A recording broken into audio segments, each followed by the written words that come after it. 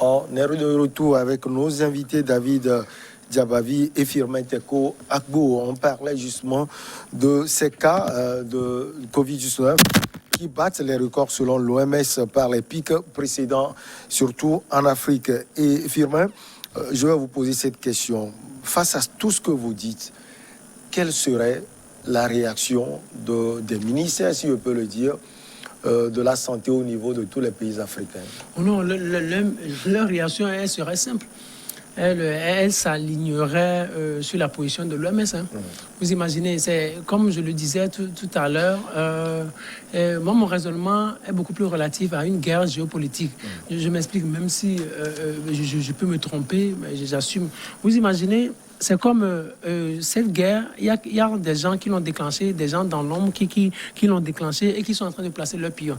Tous ceux qui s'attaquent un peu à Covid-19, qui ne croient pas en l'existence de Covid-19, sont un peu perturbés. Quand vous prenez un peu le président brésilien, Jair Bolsonaro, donc il doutait un peu, il s'amusait un peu. Après, il a contracté un peu la maladie. Et quand il est revenu, il est devenu un peu plus sérieux. En France, même, arrivé à un moment donné, les Français doutaient un peu. Il y a des Français qui doutaient, qui faisaient des vidéos virales qui circulaient sur les réseaux sociaux. Arrivé à un moment donné, Macron dit... Quelques temps après, Macron dit avoir contacté le Covid-19. C'est un effet fort communicatif. C'est pour dire que Covid-19 existe. C'est-à-dire, c'est la position de l'OMS au fait. Tout le monde doit suivre ça. Vous imaginez, quand vous allez un peu aux États-Unis, Donald Trump, il a coupé tout son partenariat avec l'OMS. Oh, l'OMS vivait des aides américaines. Mais on a vu la suite. On a vu la suite. Il a contracté le virus. Même en Grande-Bretagne, avec Boris Johnson. Boris Johnson. Donc, vous imaginez, Donald Trump, il contracte la maladie, il sort, il n'en parle plus, et maintenant on le saute et on fait venir quelqu'un qui soutient l'OMS intégralement dans sa position. Boris Johnson, lui, s'il est sorti, il est devenu plus sérieux. Venons un peu en Afrique. Si on vit un peu en Afrique, le président qui avait organisé une élection, il avait placé son dauphin, comment il s'appelle Burundi. Le président Pierre Nkurunziza, il vient. Il néglige un peu la maladie, il organise les élections. Quelques jours après, on dit il décède. De quoi? De Covid-19. Vous voulez embêter l'OMS, vous avez les résultats.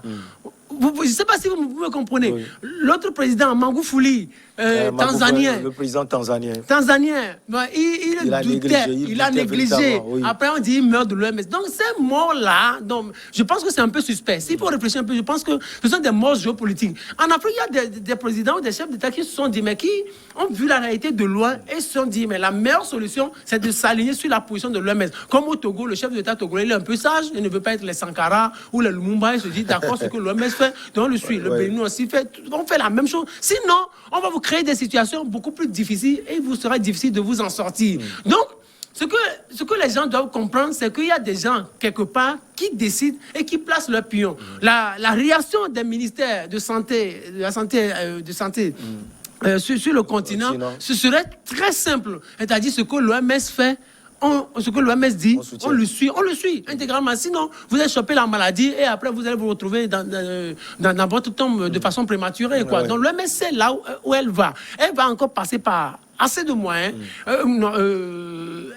a 1000 cartes à brandir, 1000 cartes à mettre sur la table. Et les Africains, elle sait comment manipuler les Africains, amener les Africains à exécuter ces positions, ces décisions. Moi, je pense que c'est un peu la dynamique. Et David, on voit aussi que les pays contribuent. Quand on prend par exemple le Togo, qui à un moment donné, on parle de passeport vaccinal, c'est justement pour encourager, pour encourager les gens à aller se vacciner, à avoir un passeport.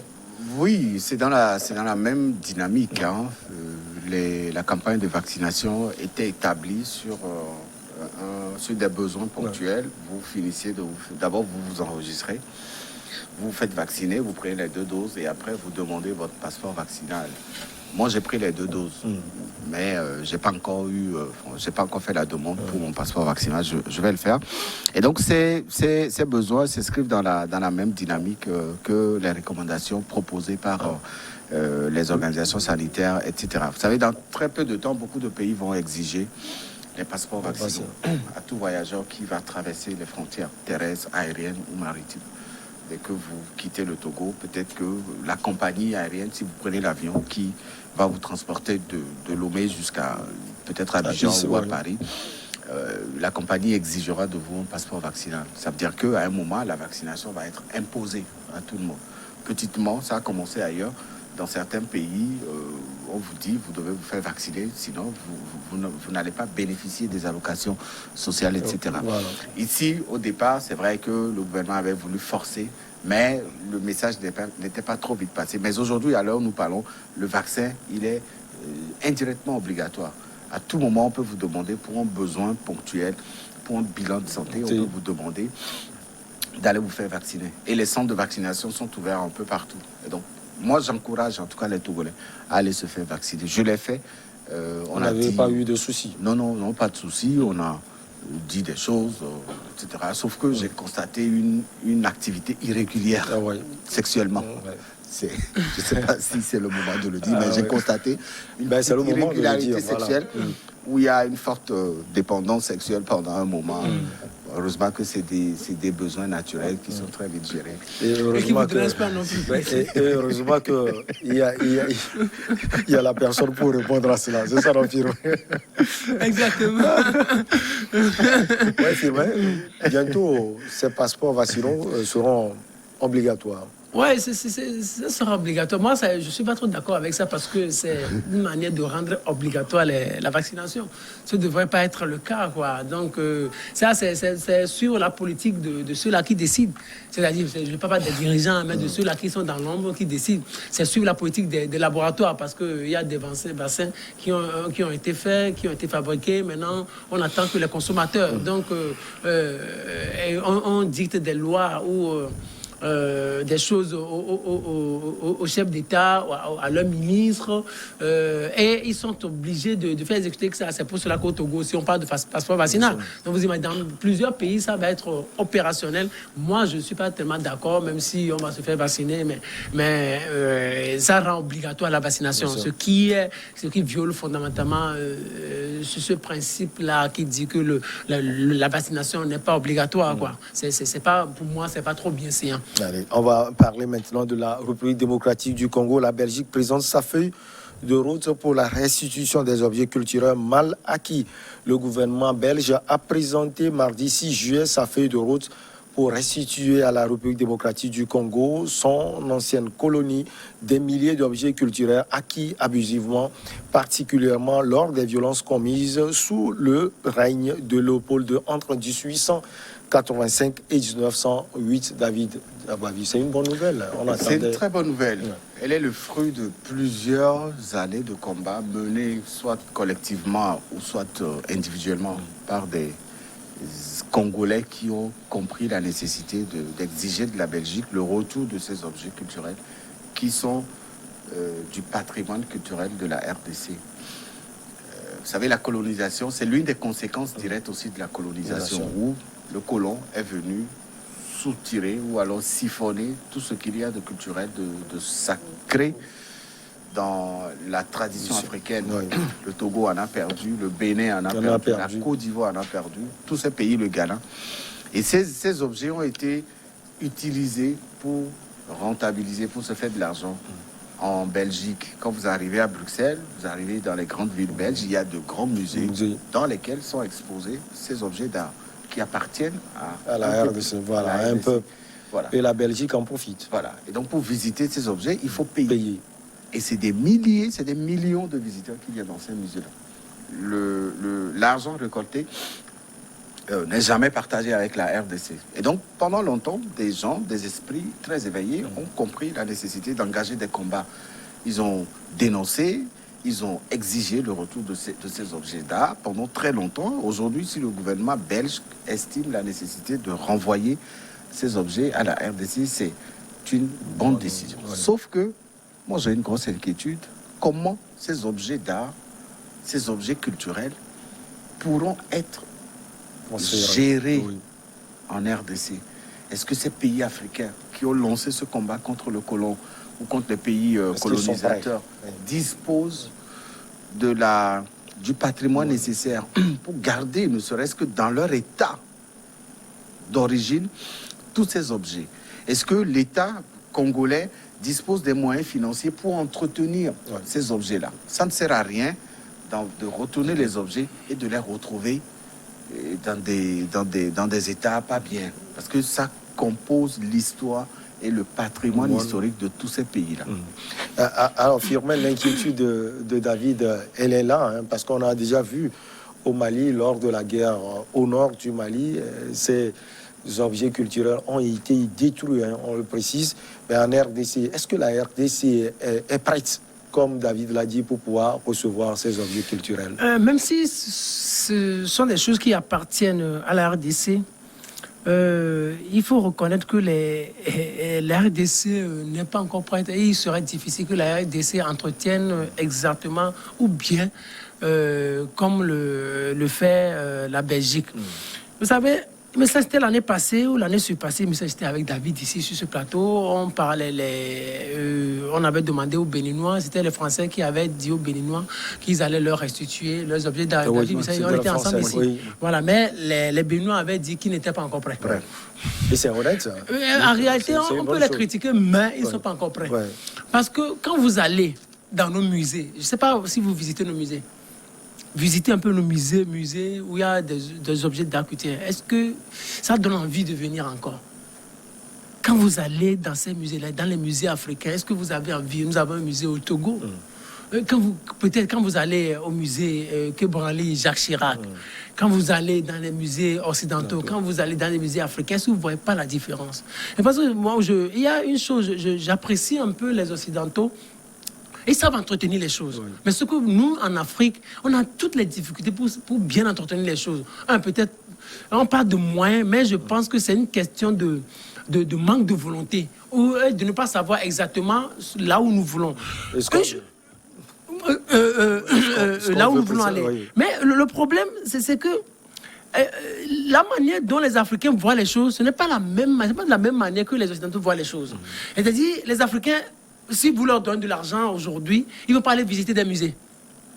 Vous imaginez? Si vous donnez de l'argent à un gouvernement africain aujourd'hui, il ne va pas aller vous construire un musée. Et il va peut-être régler le problème de pauvreté d'abord. Or, les pays occidentaux, ils ont déjà réglé leur problème de pauvreté.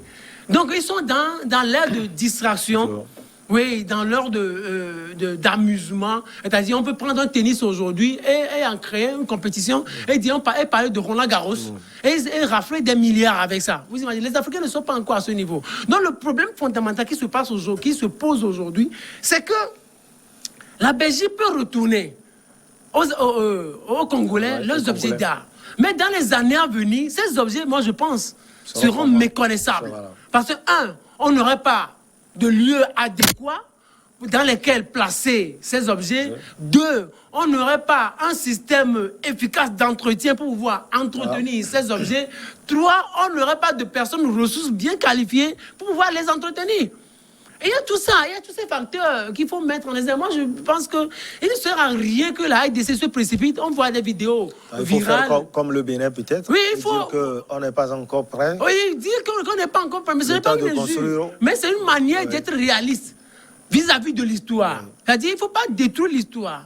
Ça existe aujourd'hui sur le terrain ou sur la terre belge. Mais tout le monde sait que ça fait partie de l'histoire congolaise. Personne ne peut le nier. C'est une réalité. La Belgique le sait, la communauté internationale le sait. Personne ne peut dire le contraire. Mais si vous retournez ça aux Congolais actuellement, vous imaginez. Écoutez, même si ces objets-là avaient existé ou étaient là depuis, peut-être on ne les connaîtrait même pas aujourd'hui. Voilà. On les connaît parce qu'on ne saura pas comment en prendre soin, comment les entretenir, comment en faire une histoire, comment l'intégrer à l'histoire de la RDC pour que cela puisse servir peut-être à l'avenir d'inspiration aux jeunes générations. Il ne sert à rien de se précipiter pour avoir les objets, parce que les Africains sont aujourd'hui dans l'émotion. On nous a volé, on doit nous restituer ce qui nous appartient, le blanc nous a volé, ça nous appartient, tout ça. Aujourd'hui, le monde est en train d'évoluer. Il faut aller de façon rationnelle et réaliste pour ne pas perdre ces valeurs, ces objets sacrés, ces objets d'art que nous avons aujourd'hui. Donc, la Belgique, elle a déjà entrepris. Ça va prendre des années. C'est vrai qu'on en parle, mais c'est un processus. C'est un processus. processus. C'est un processus. Reste à savoir si la Belgique va vouloir tout libérer. C'est la question fondamentale aussi. La Belgique va tout libérer. Le roi belge avait dit que le Congo belge était sa propriété. Est-ce que cette formule-là, est-ce qu'elle a déjà disparu? Est-ce que le roi RDC... belge, lui, n'est plus là. Peut-être que la formule est partie avec lui. C'est jamais dans l'histoire. Ça existe toujours. Peut-être que c'est la politique culturelle aussi qui manque véritablement et qui a des problèmes en Afrique. Mais en attendant, j'allais dire, cette étape propédeutique, puisque ça va prendre du temps, est-ce que les Congolais ne doivent pas revoir les choses, les structures culturelles? C'est pas seulement que les Congolais. Ouais, les Africains. Non, le Togo, Ouais. est-ce qu'on a un musée dans ce pays? On a un seul musée. Moi, on m'a dit qu'il y a un musée au Palais des Congrès. J'ai poussé ma curiosité pour aller visiter. J'étais ressorti déçu. Parce que ça, c'est pas un musée. C'est un garage dans lequel on a mis des masques, des casques, des trucs pour quelqu'un vient, il vous raconte sa vie. Et puis après, vous payez, vous accédez et puis vous ressortez. J'ai eu la formidable chance d'avoir visité le musée Gnassingbé Eyadema à Pia il y a moins d'1 mois. Et ça, c'est mieux. Dit ici.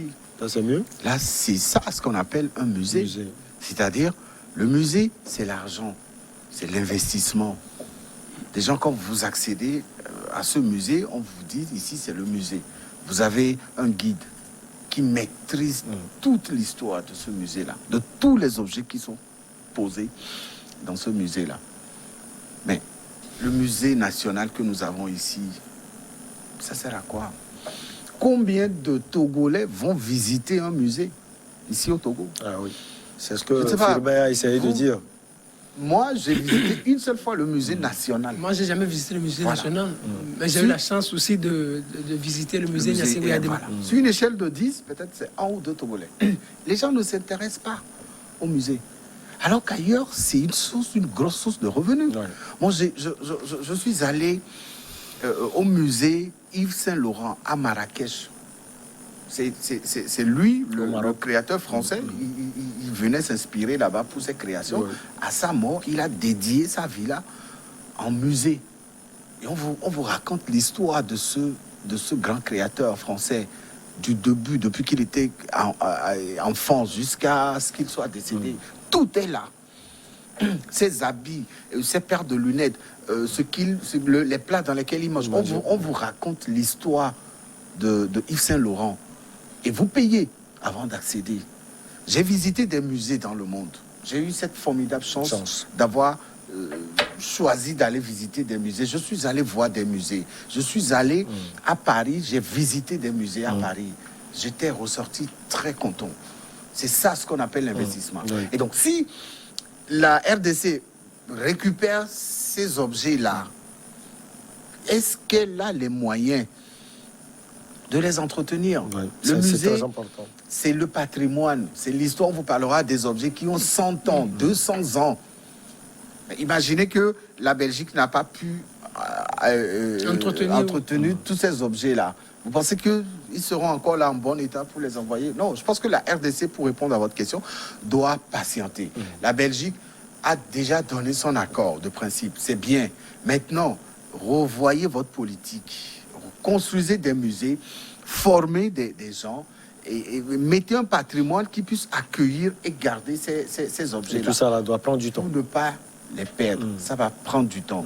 Et c'est la conséquence aussi du manque de volonté de nos présidents qui ne pensent pas mettre en place des musées. L'Afrique, toute l'Afrique est un musée naturel.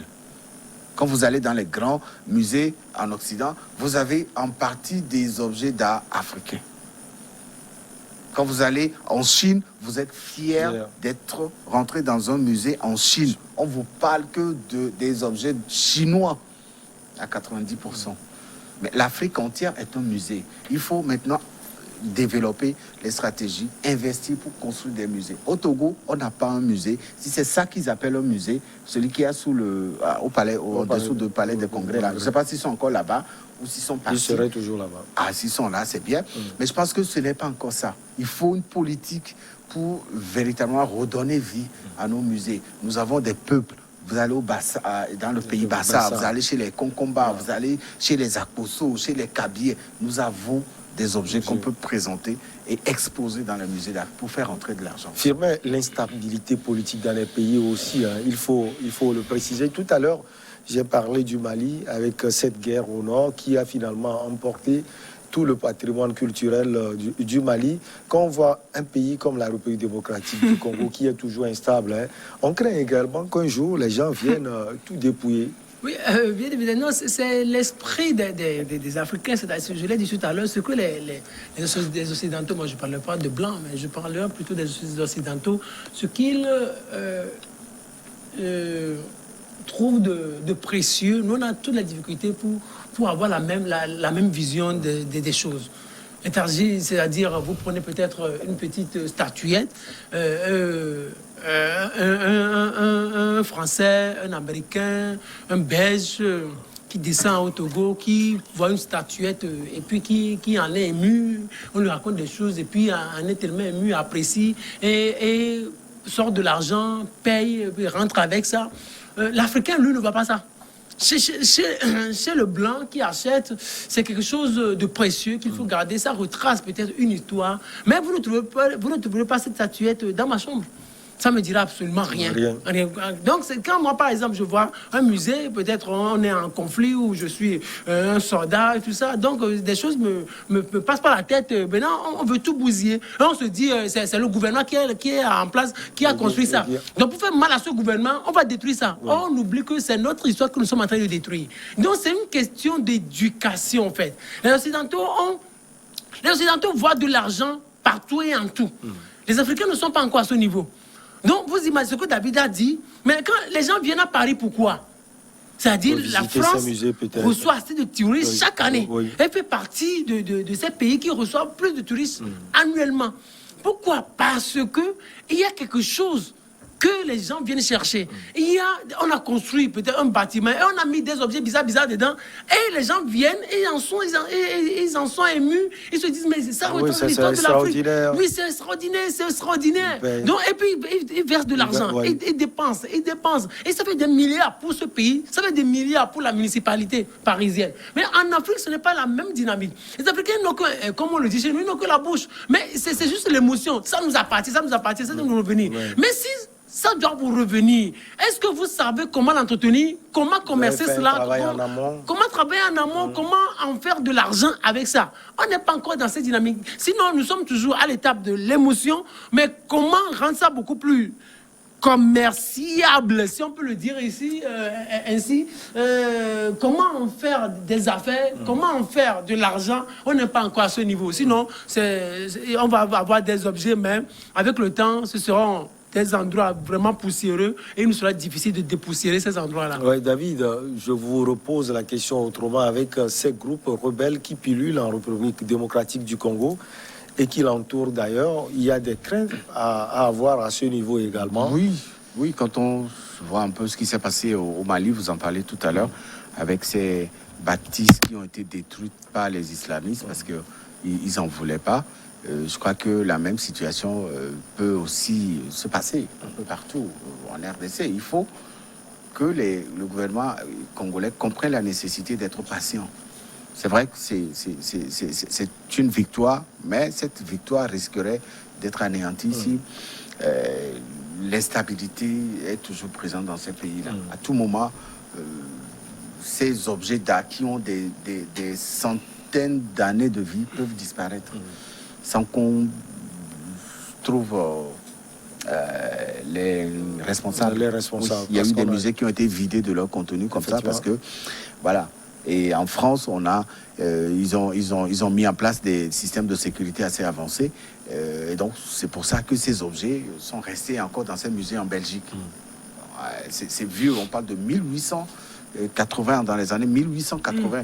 Quand la Belgique était arrivée en RDC, ils ont pris les objets, ils trouvent ces masques, ils le prennent, ils trouvent ce sceptre-là, ils le prennent, ils vont prendre des trucs, des fétiches et tout, ils amènent chez eux. Et ils les gardent pendant des années jusqu'à aujourd'hui. Alors, si on retourne ces objets en RDC, est-ce que la guerre en RDC ne serait pas aussi un facteur de destruction de ces objets-là? Est-ce que le manque de moyens de volonté ne seront pas aussi un facteur pour détruire ces objets d'art? Il faut réfléchir sur la question et comprendre que C'est vrai, la Belgique a puisé financièrement de ces objets, oui, parce que c'est elle qui l'entretient, c'est elle qui en prend soin. Et s'il faut que ces objets reviennent chez nous, il faut qu'on ait les moyens pour ça. C'est ça aussi le charme de la restitution, de l'histoire qui est contenue dans ce patrimoine culturel-là. C'est des vies, c'est des histoires qu'on vous raconte. On vous dit ce masque a été porté par tel fétiche, ou c'était le roi de la RDC ou d'une communauté qui avait cette sagaie ou cette flèche avec laquelle il allait sur les combats pour remporter des victoires, etc. C'est toute une histoire. Toute une histoire. En France, aujourd'hui, vous avez la possibilité d'aller visiter la tombe de Napoléon Bonaparte, qui est contenue dans un musée. Et c'est là-bas, vous payez. Et en France, il y a des musées qu'on ne va pas visiter parce que vous êtes à Paris, vous voulez aller visiter. Il faut réserver sur Internet. Et on vous programme avant d'aller. Et tout ça, là, c'est... Voilà. Ouais. Et quand vous allez dans ce musée, vous avez l'histoire de la France. Oui. Vous avez l'histoire de l'Afrique, vous avez l'histoire du Togo, l'histoire de la RDC, de la Côte d'Ivoire, etc. Parce qu'il y a des musées qui sont contenus qu'avec des objets culturels africains. Et l'histoire de l'Afrique qui se fait au niveau de l'Occident. Voilà. Et ça coûte cher. Et ça coûte cher. Ça, pour payer, ça coûte cher. Nous, au Togo, je ne peux pas me payer pour 15 € l'équivalent de 10 000. Pour 20 € l'équivalent, peut-être, ou 30 € l'équivalent de 20 000. Je ne peux pas payer pour aller visiter un musée, non. À Lomé, je ne peux pas. Mais quand vous arrivez ailleurs et qu'on vous parle du charme de ces musées-là, vous avez envie d'aller voir. Et vous payez, vous allez visiter. Ça fait de l'argent. Fumet disait que Paris est la capitale européenne la plus visitée. Vous savez pourquoi? Parce qu'ils ont tellement de choses à faire vendre. Surtout culturellement. Oui. À faire vendre. Quand les Chinois quittent la Chine pour arriver à Paris, c'est pas après les magasins pour s'acheter les articles de luxe, etc. Ils vont dans les musées. Et c'est des longues queues comme ça devant. C'est beau. Il faut que l'Afrique aussi comprenne ces pays qui se battent pour qu'on rapatrie les objets là. Je suis d'accord. Je les soutiens. Mais il ne faut pas que ces objets reviennent et qu'après 1 an, 2 ans, qu'on se rende compte que ça n'a rien servi. Ces objets se sont retrouvés dans des états pas possibles, etc. Je pense que les Occidentaux savent vendre l'Afrique. Vous imaginez, c'est-à-dire quand David l'a dit tout à l'heure, vous allez à Paris, donc il y a des objets culturels du Togo, de la Côte d'Ivoire, de la RDC, et tout ça. C'est l'Afrique que ces Occidentaux sont en train de vendre. Et font des milliards avec ça. Mais est-ce qu'ici, nous sommes capables de vendre notre continent et en faire des milliards? On n'est pas encore à ce niveau-là. Moi, je pense que je pousse beaucoup plus cette dynamique de Mandela lorsqu'il est sorti de prison. Il dit il faut laisser les Blancs à leur place. Parce qu'il avait dit à ses amis mais continuez, poursuivez vos études. Parce qu'il savait que l'expertise pour pouvoir diriger le pays, pour pouvoir entretenir le pays, ce sont les Blancs qui ont cette expertise-là. Les Africains doivent s'inspirer de cette réalité-là pour savoir que non, on n'est pas encore prêt à dire pour entretenir les objets précieux avec quoi on peut avoir beaucoup d'argent. On n'est pas encore prêt. Sinon, on va venir avec les objets culturels. On va construire peut-être des musées, moindre guerre, on détruit tout. Et après, on va faire champion. Oui, c'est le gouvernement. On va se dire des bêtises. On n'est pas encore prêt pour ce genre de choses. Allez, on va marquer la pause pour le journal et on revient pour la suite avec nos invités Firmin et David.